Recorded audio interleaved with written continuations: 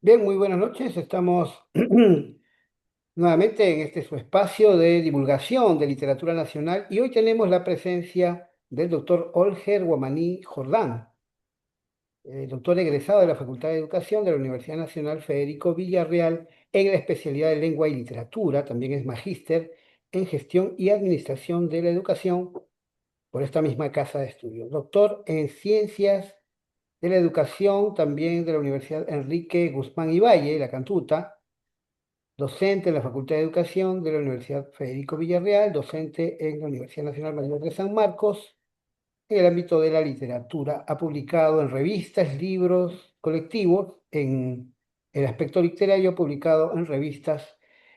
En el año 2008 fue parte de la antología El Mar del Ángel Solo. En el 2020 fue parte de la segunda edición del poemario El Mar del Ángel Solo 2. Además participó de una antología, Nueva Normalidad, por Editorial Autómata. Esas son, pues, esa es la presentación de nuestro invitado el día de hoy, el señor Olger Guamaní. Muy buenas noches, doctor Olger. Un Bienvenido a este gusto, espacio. muchísimas gracias por la invitación, querido estimado Ricardo. Un gusto estar en este espacio tan importante dentro del territorio nacional con la motivación siempre, ¿no? De difundir el conocimiento, la cultura, que es de suma importancia en nuestro país actualmente. Bien, vamos a iniciar hablando un poco del inicio de este libro, ¿no? Que empieza con una dedicatoria bastante íntima, bastante cercana, ¿no? A la memoria de su padre, Pedro Cristóbal Guamaní. ¿Cuánto del viaje de Cristóbal, de las curaciones del tío Samuel, de los parajes como Lucanas, Larcay? ¿Es Larcay o Lircay, perdón? Proviene de Larcay, historias orales. Es Larcay, ya. Porque hay también otro distrito llamado Lircay, ¿no? Bien, ujú. vamos entonces con esa pregunta, por favor, con esa respuesta. ¿Cuánto de esas experiencias provienen de historias orales transmitidas por la tradición familiar, quizá? Ujú. Sí, muy bien, gracias por la pregunta, Ricardo. En realidad, como nosotros sabemos, el mundo andino tiene una como visión multifacética y una carga muy interesante a nivel mitológico, a nivel de aspectos ricos en cuestiones antropológicas. Y a propósito de ello, pues me he tomado la atribución también de recopilar ciertas oralidades que han sido manifestadas por mi padre en su momento, en sendas conversaciones y en distintos diálogos que hemos tenido en distintas etapas de nuestra vida.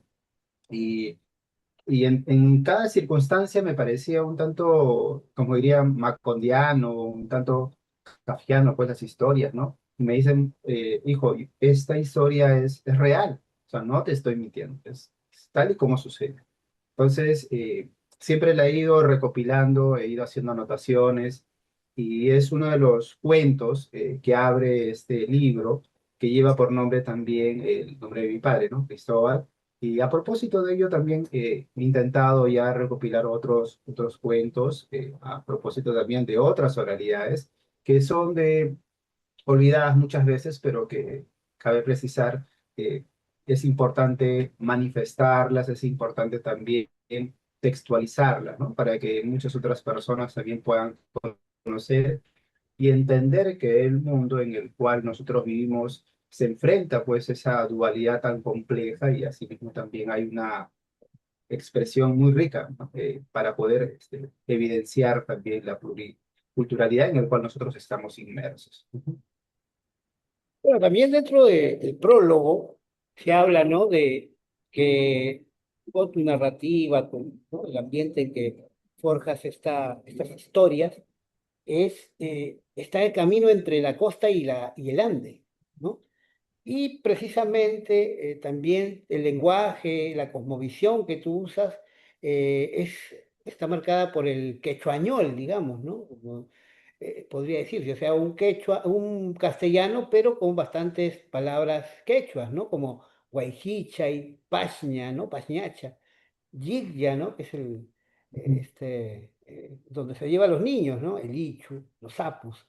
¿De qué manera la inclusión de estos vocablos y esa cosmovisión andina corresponden a una afirmación de la memoria en tu narrativa? Bien, las distintas textualidades que he ido manifestando tienen, si bien es cierto, ciertas vinculaciones que quizás podrían ser de repente un tanto vinculantes en el aspecto, podríamos decirlo así, temático, citadino, esa dualidad, ¿no? Por un lado vemos en el ámbito rural, ¿no? Las cosmovisiones, las características peculiares que corresponden a cada región y que cada región también tiene su propia oralidad. Y asimismo también dentro del contexto de la ciudad tiene sus propias vivencias, tiene sus propias idiosincrasias y su propia también como visión de las cosas que le suelen suceder, ¿no? Y hay algo que debemos de entender, gran parte de lo que nosotros traemos de la provincia durante todo lo que corresponde al proceso de la migración dentro del contexto peruano de la década del 30, 40 hacia arriba, está vinculado también a, como justo mencionas, ¿no? A ciertos lazos conceptuales, terminológicos, que van a ir afianzándose en muchos casos y en otros también van a ir desapareciendo, ¿no? Y van a generar pues ese sincretismo lingüístico, al igual que también los sincretismos culturales, religiosos. Entonces, es interesante también mencionar esos aspectos porque dentro del cuento Cristóbal he tratado de, podríamos decir, reflejar los conceptos tal y cual como se mencionan, ¿no? En mi caso, yo soy quechua hablante, eh, mis padres también lo han sido desde muy pequeños, entonces ciertos conceptos han ido anidando en mí durante toda mi vida prácticamente. Más aún en el contexto en el cual reflejo la historia, es común que se utilice el español, pero también se utilice el quechua, ¿no? Hay una, digamos, el doble uso, el doble empleo para algunos aspectos, pero siempre va a haber esos términos que se van a ir desarrollándose, básicamente en algunos aspectos más íntimos, ¿sí? Entonces, he tratado de fidelizar esos aspectos para que haya una mayor connotación, ¿no? Entonces, me pareció muy interesante también reflejar tal y cual como se manifiesta en el contexto, contexto del cual menciono la Hay una historia. hibridación, ¿no?, de la lengua que es Ajá. propio de muchas poblaciones, ¿no? Y creo que tú reflejas de alguna manera esa idiosincrasia. Eh, pero también hay mucho simbolismo en tus relatos, ¿no? En Cristóbal, que es el cuento que da el nombre a este volumen, tú hablas, ¿no?, de cuando entran en la cueva prohibida y allí hay algo misterioso, ¿no? Porque en lugar de llevarse la llama de oro, las vasijas, se lleva solo los huesos. ¿Tiene algún significado moral, algún significado, digamos, simbólico esta decisión o es algo anecdótico? Sí, en realidad, como le mencionaba al inicio, la historia está vinculada directamente a lo que me narró mi padre y en ese contexto me manifiesta, ¿no? Y también lo trato de textualizar, lindo algunos aspectos adicionales, definitivamente.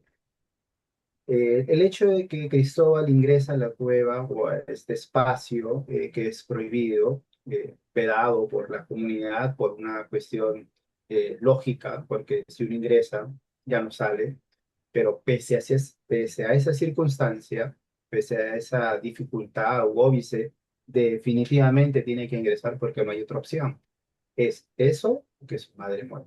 Entonces, no hay otra solución. Ingresa y dentro de ese universo de posibilidades pueden aparecer infinidad de cosas, ¿no? Pueden aparecer objetos de los más costosos, objetos que quizás puedan ser muy útiles, ¿no? Muy valiosos en el contexto citadino, en el contexto, no sé, pues en el mundo actual, ¿no?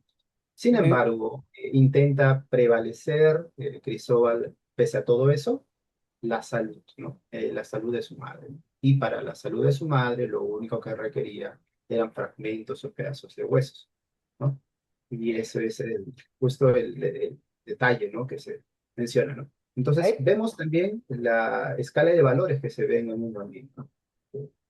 hay toda una Puede ver, tradición. sí, Hay una sí. tradición en el mundo andino de respeto a los antepasados, ¿no? A quienes no se menciona como la cultura tal o cual, sino se dice genéricamente gentiles, refiriéndose pues Ujú. a culturas precolombinas, entendemos, Así. ¿no? En el siguiente relato, El reloj de los ausentes, abordas el tema de la muerte y la vida, que es una constante también en el mundo andino, ¿no? Esta Ujú. reverencia a los malquis, ¿no? Ese tránsito entre la vida y la muerte. El perdón entre vivos y muertos es uno de los ejes de tu libro, esa reconciliación entre la vida y la muerte. Ujú. Sí, hay una temática también que me pareció interesante abordar, el hecho de que eh, a modo de propuesta, ¿no?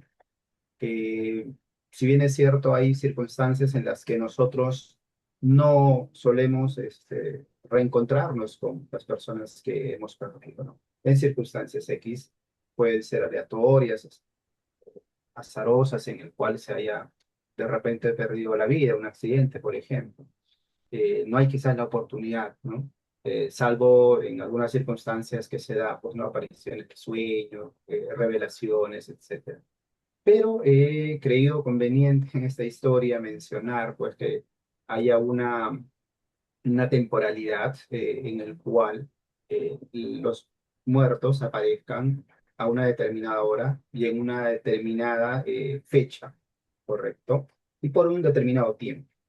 Y al retornar, los vivos los reconozcan y básicamente los puedan, podríamos decirlo así, como celebrar el regreso, al menos por esa hora, podríamos decirlo así, y conversar, ¿no? Como si no hubiese pasado nada y disfrutar de ese momento. Conversar, pedirse explicaciones, decir qué pasó, por qué sucedió, qué, tantas cosas. Y en esa circunstancia puede quizás aliviantar uno los pesares que pueden dejar para los vivos y también, como dicen, pues, ¿no? Los pesares que pueden dejar para los muertos, ¿no? Entonces, me pareció interesante también abordar ese aspecto porque eh, muy interesante esos temas que no lo he visto en otros textos, ¿no? Ahora, bueno, abordas el tema, pero de una manera, digamos, bastante exhaustiva, bastante rigurosa. No cedes a la especulación, ¿no? Que abunda tanto en estos temas, porque hay muchos relatos, pues, ¿no? Ligados al tema de la muerte, de la vida, y que están ya mezclados con mitologías, digamos, rurales, ¿no? De alguna manera. Claro. En otro cuento también exploras el tema del encierro, ¿no? La culpa, la muerte en barrios altos, ¿no? Con Ujú. tintes de un policial psicológico, de una intriga ahí, ¿no? ¿Cuál fue el proceso para construir la atmósfera de Sí, tensión familiar en este relato? sí, en el cuento, me parece si es Máximo Florian, me Máximo parece que Florian, sí, exacto. Máximo Florian. Sí, es básicamente el hecho de, bueno, un suceso policíaco que tuve, bueno, por ahí acceso, por una noticia. Me parece muy interesante ver una problemática que también se da dentro del contexto actual en función a esa rivalidad que podríamos encontrar de repente, ¿no? Entre hermanos, la fidelidad que se pueda dar entre padre e hijo, pero que finalmente hay un vasto universo de posibilidades que se da en el psique de las personas que hasta el menos pensado ser vivo que uno quiere de repente pueda ultimarlo, ¿no? Casos hemos visto en los parajes policiales a diario. Padre mata o hijo mata padre mata hijo, etc. Cosas. Entonces, me pareció también una problemática que se da en un contexto actual dentro del escenario, por ejemplo, del ámbito psicológico.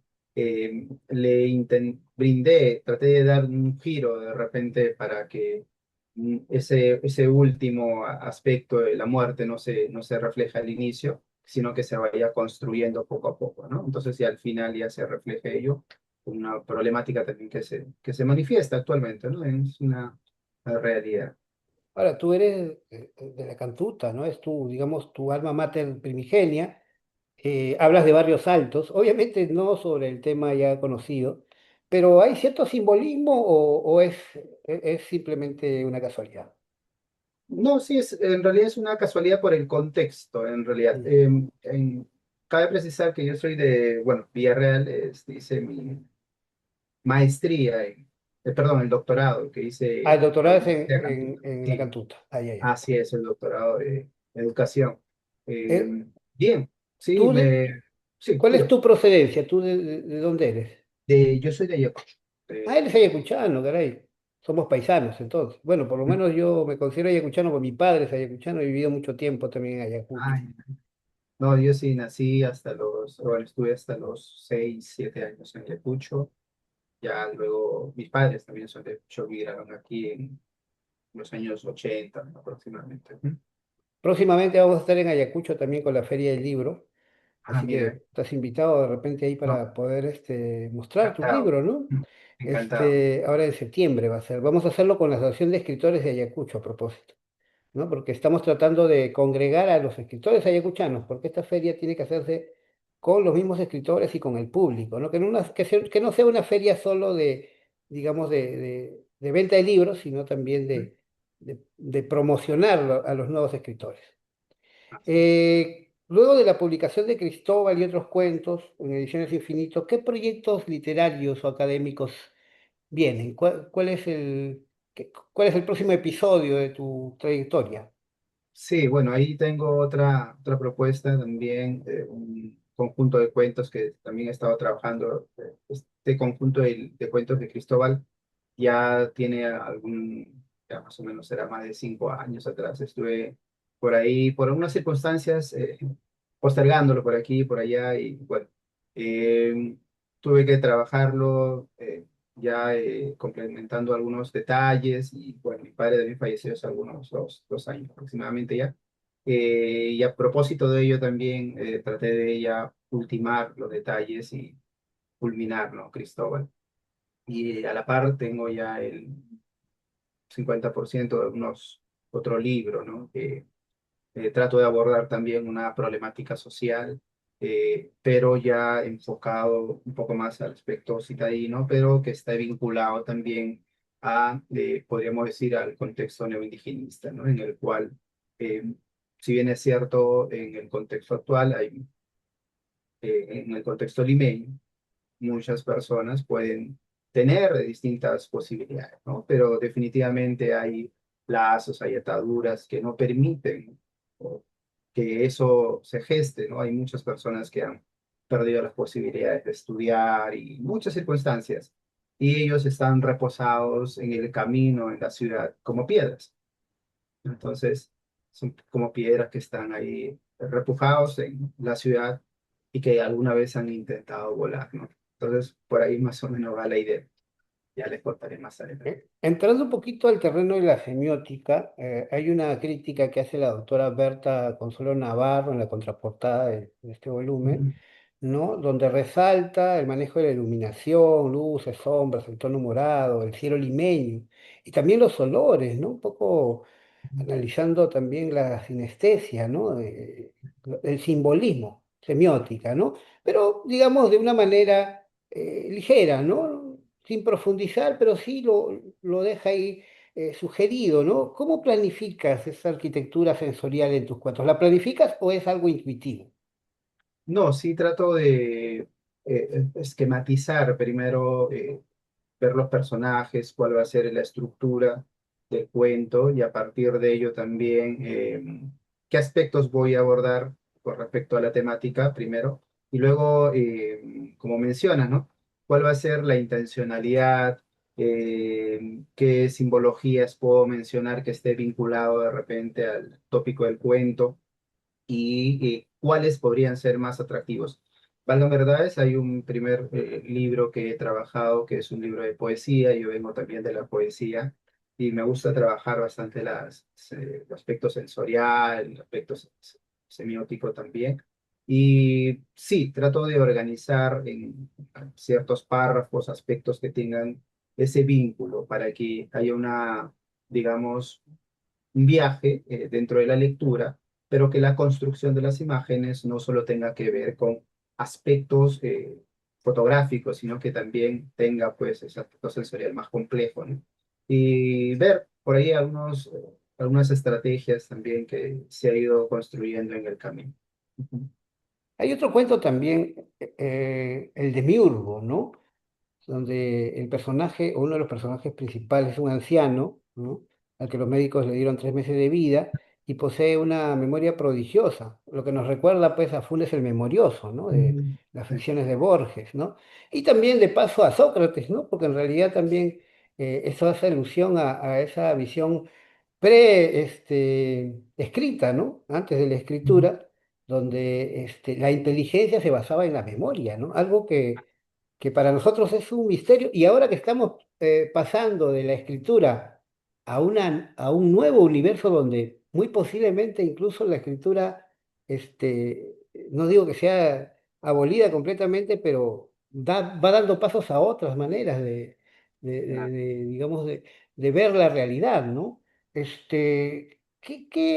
¿Cómo se te ocurrió este tema y qué tanto lo relacionas tú con esos digamos, cambios de paradigmas a nivel del pensamiento, del conocimiento, la forma como extraemos conocimiento de la realidad? Sí, en realidad ahora, como justo menciona, pues hay un cambio copernicano totalmente, una construcción diametralmente opuesta, podríamos decirlo, ¿no? Del libro de hace 2, 3 siglos atrás, con una suerte de plataforma de ideas, de pensamiento, de construcción y de cambio social, hacia una construcción, podríamos decir, pues más tecnológica, en el cual los aspectos computacionales erigen su universo y a partir de ello también pueden hacer constructos, pueden hacer de repente distintos aspectos que puedan colisionar quizás hasta cierto punto, ¿no? Hay un texto muy interesante también de Humberto Eco que es Apocaliptos Integrados, en el cual se aborda sobre el acceso al conocimiento, la información y finalmente la cultura. Y dentro de ese propósito creo que, y eso es hace algunos años atrás, hemos visto que hay ciertos procesos que ya no se construyen, ya no se trabajan, y es importante que los conocimientos, la información o la cultura siga firme o se afiance todavía dentro de ese propósito, dentro del universo, y también puede ir poco a poco, ¿no? Procesando hacia nuevos parajes, nuevas oportunidades, nuevos espacios. Y a propósito del cuento, me pareció muy interesante ver que finalmente, ¿no? Se me ocurrió, ¿por qué no ver una persona quizás, ¿no? Dentro del propósito de tener esa última voluntad de llevarse algo hacia el más allá, que no sea solamente únicamente sus recuerdos, ¿no? Sino que también pueda servir, ¿no? Una especie de miuro, ese vínculo, como diría Platón, pues, ¿no? El mundo de arriba, el mundo de abajo, el mundo del topos urano, sino que pueda ser una especie de canal de comunicación para solucionar problemas, quizás por ahí de repente llevar mensajes y de ese modo calmar eh, quizás ciertas circunstancias que se dan en el mundo de los vivos, ¿no? Y así como en el mundo de los muertos. Y en ello, pues, empecé a construir el personaje, un personaje que ya había sido desahuciado, que dijo, bueno, como última voluntad, deseo que las personas, y coloco un aviso, Me vayan recuerda, me indiquen. Ujú, me recuerda tu metodología un poco a lo que leía del movimiento antropofágico, ¿no? Que ha tenido bastante ujú, repercusión en la pedagogía, esto de dar de comer adulto, ¿no? To be or not to be, dice el ajá, manifiesto antropofágico, donde habla, ¿no? de cómo recibir lo foráneo, pero para asimilarlo, ¿no? Y convertirlo en una realidad propia, ¿no? Una manera amable de resistir, pues, ante la invasión, a veces sin resistencia, ¿no? De lo foráneo. Creo que logras, de alguna manera, ese sincretismo amable y al mismo tiempo también fructífero, ¿no? sí, ¿Aló? ¿Sí? definitivamente. Sí, sí, sí. Definitivamente ese es una de las ideas también dentro del cuento, tratar de que más allá del egoísmo pueda también ese ese, digamos, talante altruista, bañar a la persona, ¿no? Pero en un momento determinado también se da cuenta, ¿no? Finalmente, yo estoy ayudando o estoy haciendo un mal o qué es lo que... Hay ciertos cuestionamientos también que se da dentro del cuento, ¿no? Porque no es una persona quien dice, ¿no? Toca la puerta y dice, señor, discúlpeme, mire, mi esposo falleció hace 2 semanas, ¿no? Por favor, que me diga dónde guardó los fajos de billetes, ¿no? Quiero saber. Cosas como esas, ¿no? O de repente un hijo que quiere saber si su padre lo perdonó finalmente porque murió de manera repentina, que por favor me mande una señal. Cosas, detalles como esos que siempre son parte del propósito, ¿no? Ujú. Voy a poner a prueba un poco, digamos, la vanidad, pero sin ánimo, obvio, de polemizar, simplemente por lo siguiente. Me parece realmente un volumen de cuentos bastante interesante, bien ponderado, me parece, por la crítica. Me parece que Marco Martos, el que hace el prólogo. ¿Cómo te sitúas dentro de la literatura nacional? Obviamente entiendo que esta pregunta suena un poco pretenciosa, pero me parece que es un libro bastante interesante. ¿Cómo lo sitúas? ¿Cómo te sitúas tú? Sin ánimo tampoco puede de reventarse cohetes uno No, mismo, claro. pero ¿cómo lo ves tú? Me parece bastante interesante. ¿Qué tan bien ha sido recibido por la crítica este libro? Sí, a propósito de, bueno, a los colegas que he ido compartiendo los textos, bueno, les ha parecido muy interesante. Es una primera apertura hacia los cuentos. Bueno, he estado escribiendo algunos ya cuentos cortos enviados a otros concursos de otros países, a unas convocatorias también en otros países. Y bueno, ha resultado muy atractivo también ¿Has tenido dentro alguna de ese. mención? ¿Alguna mención por lo menos? No, he tenido ciertos reconocimientos en otros países, pero no menciones como tal, ¿no? Pero sí, en algunas, en Colombia, por ejemplo, ¿no? Uno de los cuentos más saltantes de una antología. Es tu primer Y volumen de cuentos, entiendo. sí, volumen, pero sí, es primer volumen. Entonces, Digamos que es tu ópera prima, estás así, empezando con ah, este. ¿A qué eh, otro tipo de literatura te has dedicado? ¿Has hecho poesía? a ¿Has la hecho poesía. a la poesía? He hecho poesía, tengo un libro de poesía también que es de arquitectura del tiempo. ¿Has escrito ensayo, por si acaso? Ensayos, como tal, la publicación no, pero sí trabajaba como ensayos, trabajo de investigaciones, ¿Escribes eh, alguna ese columna? campo, ¿no? No, columnas todavía. Me ha motivado también quizás abordar sobre ello, para que hay un bichito, me parece interesante quizás encontrar un espacio, porque hay buenas ideas que me gustaría compartirlo a nivel pedagógico, literario, cultural. Y ahora es Y el importante cuento, contribuir al debate, ¿no? Es importante porque sí, sí, definitivamente es parte de la dialéctica del conocimiento, ¿no? Si bien es cierto, es fundamental eso. Sin ello no habría pues el desarrollo del mismo, ¿no? bien, hemos estado entonces con Olger Guamaní, ¿no? Que nos trae este volumen muy interesante de cuentos, su ópera prima. Esperamos que sigas produciendo. ¿Dónde podemos encontrar tu libro? ¿Tienes algún teléfono, alguna referencia? Sí, ¿Dó- pueden escribirnos por las redes sociales. Estoy por, bueno, Instagram, también está por Facebook. Pueden también ubicarnos por medio de la editorial. Pueden hacer comunicación con Julio, me parece también. Tenemos ahí en los stands. En algunas librerías también ya se está ubicando los Mandarás libros y algunos ejemplares, espero, no, a Piura y a de- Cucho, que vamos a hacer feria allá. Por lo menos uno, que sea definitivamente. para poder No, no, definitivamente, Ricardo. Con mucho gusto voy a conversar con Julio para que se haga extensivo el envío y muchísimas gracias. Reitero el agradecimiento a este espacio cultural y a ti en particular por brindar este pequeño tiempo, ¿no? Y que nos dedicas también a compartir a escritores, a poetas, a intelectuales que intentan también abrirse un camino en este universo tan vasto de la literatura, que definitivamente es importante. Bien, muchas gracias. Te agradezco por la presencia aquí. Estaremos promoviendo tu nuevo libro y, por supuesto, esperando poder conversar contigo en otro momento. Muchas gracias, Ujú. Olger, y hasta la próxima. Muchas gracias, Ricardo. Muchas gracias, un abrazo. Gracias.